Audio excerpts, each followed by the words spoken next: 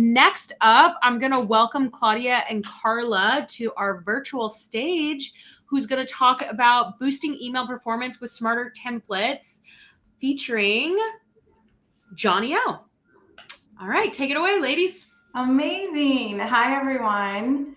My name's Carla. We'll get into introductions, but one, I just want to thank Ollie and John for just a great discussion.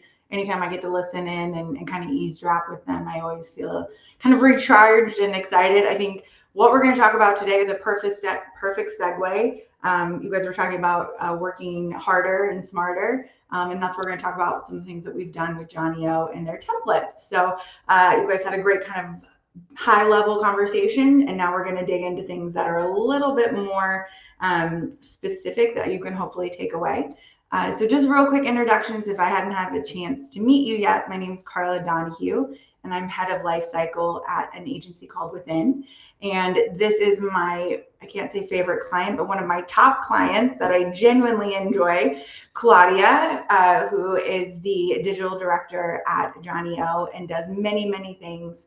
And I will let her say hi and give a little bit more of an intro. Hi, guys. Yes, I'm the digital marketing director. And so I basically say any kind of traffic that comes to the site, whether it's affiliate, paid, email, SMS, it's all in my purview. So, which I feel like a lot of people wear that many hats. So just know that Claudia is coming from a space of being in your shoes and knowing what you're going through. Just a quick pitch. I just wanted to let you know what Within is as an agency. We're a performance branding agency that really focuses on breaking down silos. So if you're looking for any support moving forward, obviously you've met a lot of great agencies today. Please keep us in mind.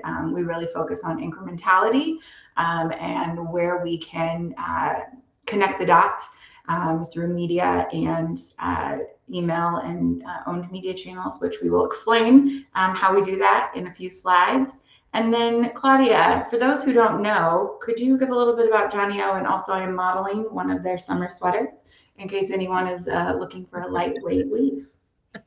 Nice. I'm modeling one of their tank tops. So, so Johnnie-O, it's actually our 20th anniversary this year. We kind of grew up in the wholesale space. John O'Donnell, who's our founder, he started selling polos out of the back of his truck. So he grew up in the Midwest, went to school at UCLA, didn't like kind of the look of the polos in California.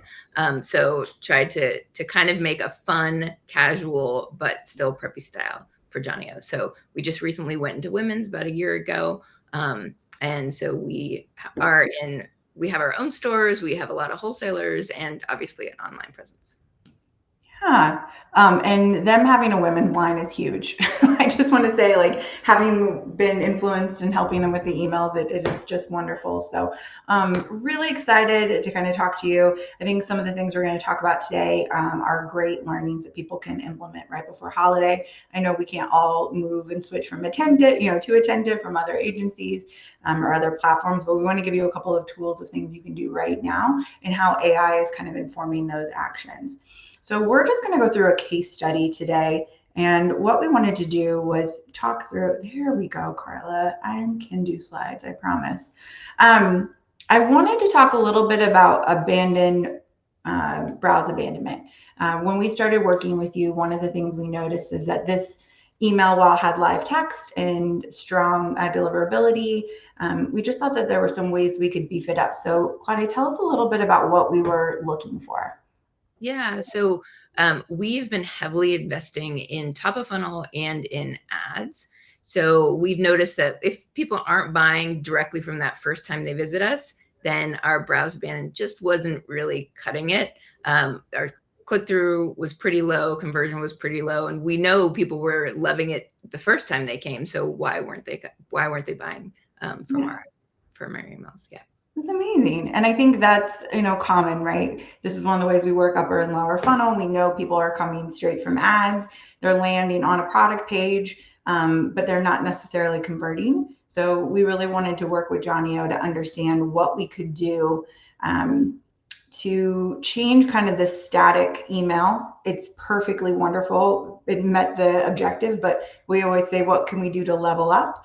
And so we want to talk to you a little bit about what we've done. And this really is coming in at a template level, so things that you can impact right now.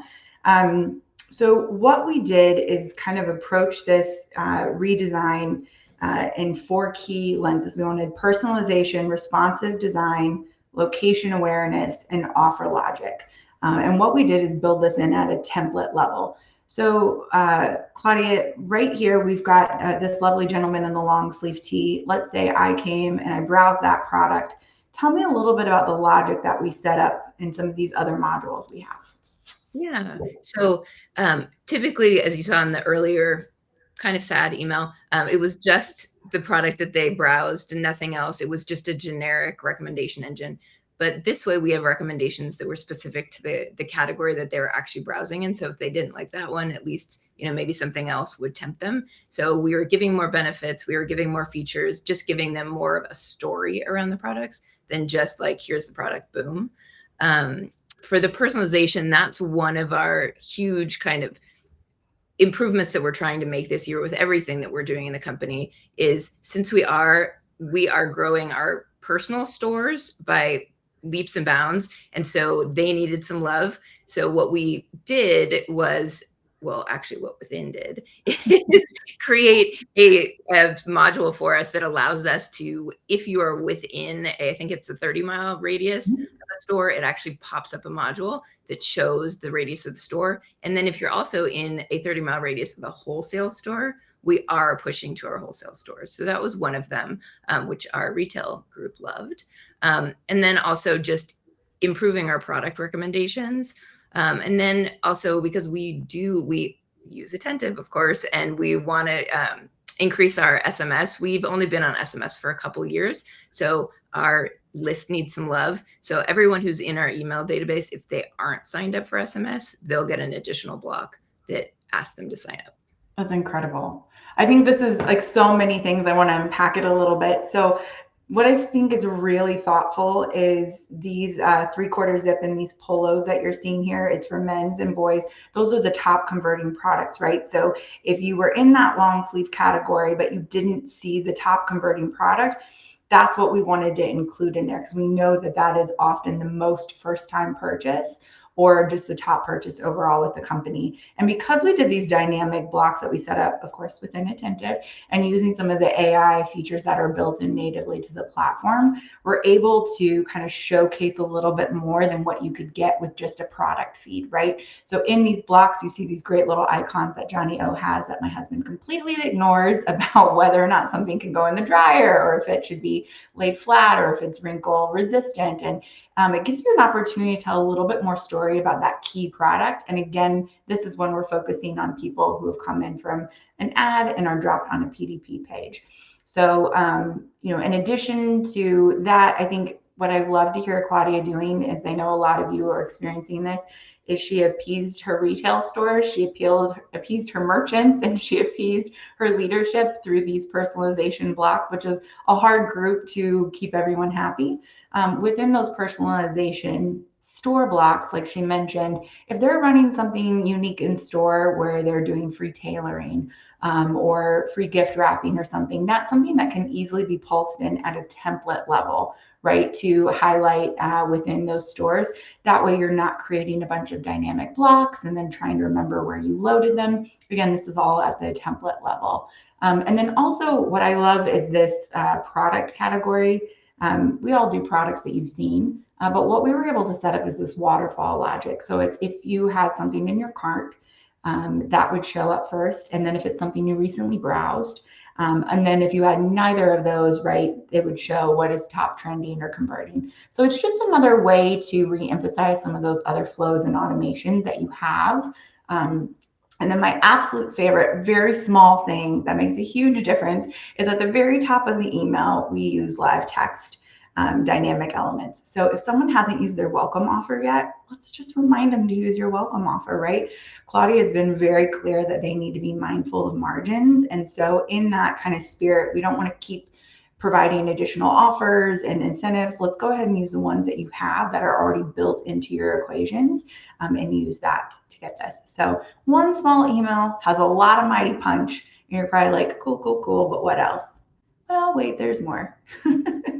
So Claudia shared with us how important it is to make sure that everything is mobile responsive. They have a wide range of customers, age and demographic who use their products and buy for it. So like my mom's always going to be on desktop, but my husband and I, when we're shopping, we're going to be on mobile, right? So it's those small little things that really make a big difference. And I think, Claudia, one of the things you and I have talked about is we love on the mobile when we stack the products because you can see them. And like the products are really the whole point, right? Like that's the hero of it all. Amazing. All right, next, Claudia, let's go through some of the results that we saw. So what I wanted to do, sorry guys, glitched for a second. What we saw is an increase in click-through rate, conversion rate, and overall revenue for this individual flow. This was based on a 3-month tracking that we've done. So I think the big thing here, right, is those small changes can add up to really big incremental revenue. And then Claudia, what was the kind of sentiment internally with the success of this email? Oh, this is extremely beneficial for us. I mean, just the fact that we are spending more and more in the ad space. It is one, as you mentioned, the mobile is super important because everyone's checking their Meta and social apps on their mobile phone. So, and then just overall, we do so much, we spend so much budget basically in paid that we need to be able to get it back with our own channels. So I love that. One thing that we get asked a lot is how long did this take to implement? it was super quick. So working with you guys, I mean, it was within 2 weeks, it was rolling, it was increasing our revenue. So it was amazing. And I think that's one of the things too, right? As an agency, we want you to get the most out of your platform. And that's where we want to help with that unlock. And I think making sure that Johnnie-O and Claudia and team were fully utilizing all of the available options within Attentive is just really important, especially when you make that big investment and you make a shift into a new platform. All right. So I think one thing I'd love to know is kind of what is your big takeaway as you think about your triggered flows? Yeah, I think our triggered flows we were kind of set it and forget it. We updated them seasonally. We didn't have a lot of time. We didn't have a lot of bandwidth internally. And now we realized how important with small changes, which are not offers, because as you mentioned, we don't really do offers at Johnnie-O. We don't do sales, don't do offers. So what can we do that's content layout and just more optimization, understanding what the customer wants and providing that to them. And increasing results. Yeah. And I think, building on that, one of the things we did is get that foundation, right? Johnnie-O had a strong flow and automation around browse abandonment. We came in with that templatization, really made it one-to-one personalized. And now as we start to look forward and we think about what we want to do with AI, I think John and Ali already touched on it, right? What kind of testing can we do to make sure that the summaries are working? We're starting to do some copy testing. Johnnie-O has made a big conversion in all of their emails have live text, which is something we want to celebrate. And if you're not quite there yet, know that you can do it and that it's really important. And part of that is to make sure that we're optimizing for inbox placement, deliverability, and then those AI summaries. So I think one of the things that we'll be doing next on this is thinking about recommending products based on the capabilities that are natively in platform for Attentive in terms of that really deep reporting and that almost CDP-like data and how we can select the next level instead of 1 or 2 modules. Can we get a little bit more personalized and use the AI to inform complete the set, more in that collection, some of those other elements. And then, of course, making sure that we're showing up in ways in the inbox that, to Jess's point, stand out, right? Bimmy can only do so much, but what are the ways that you can really make sure that you're popping and jumping out in a way that's useful? I love that John said you want to use SMS for a red carpet and, your emails more of a megaphone. And we say too that personalization should be like a butler, not a stalker. So we want to always make sure that we've got that right timing, taking advantage of all those learnings in the tool to make sure that we're showing up at the appropriate time, but not in an aggressive way. Okay. we went through that. I just wanted to see if there were any other questions that anyone had. I know we were a little quick, but it also can be that simple. Okay, good. Well, Jess, any questions for us? Hi, I was trying to get on the stage. Sorry. Let me in. I think this is like so informative. I mean, I've been saying this all day, but like we've just gone through like the entire customer journey, and I think from like an email perspective, this is like really cool.